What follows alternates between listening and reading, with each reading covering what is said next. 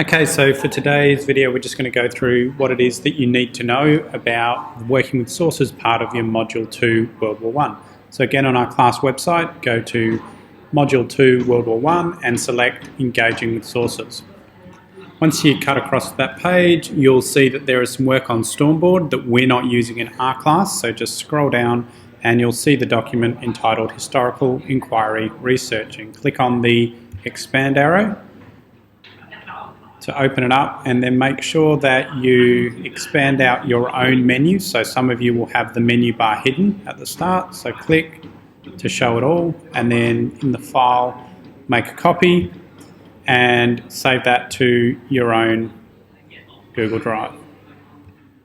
Cool. Alright, so in your historical inquiry researching, here are a whole heap of links that you may or may not want to use in order to help you with your research.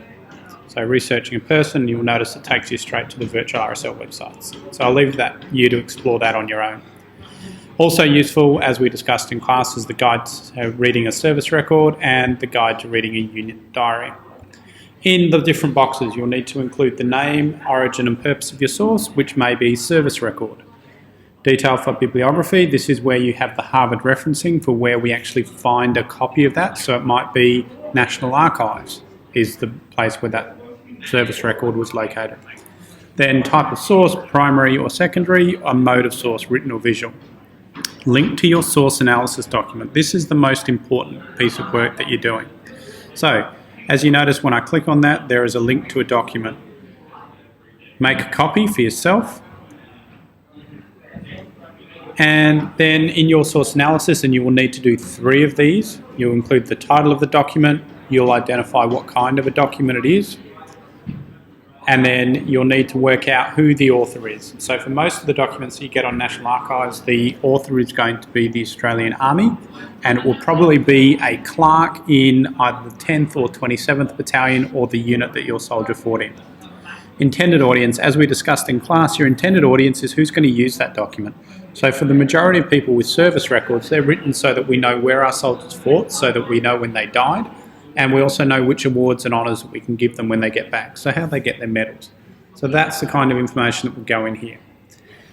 Document information. So the purpose of a document like a service record is to track a soldier's service history in order to understand what battles they've fought in and what injuries they've had, and to track whether or not they were transported back to Australia or whether or not they passed away in Europe. So what does this mean? Well, it means in the so what box we would talk about how information is going to be very generic, it's not going to be personal, and it's written for a purpose of tracking the soldier rather than empathising through what they went through. So what we would try and do is to build more insight into their experience. We would try and match it with diaries, etc.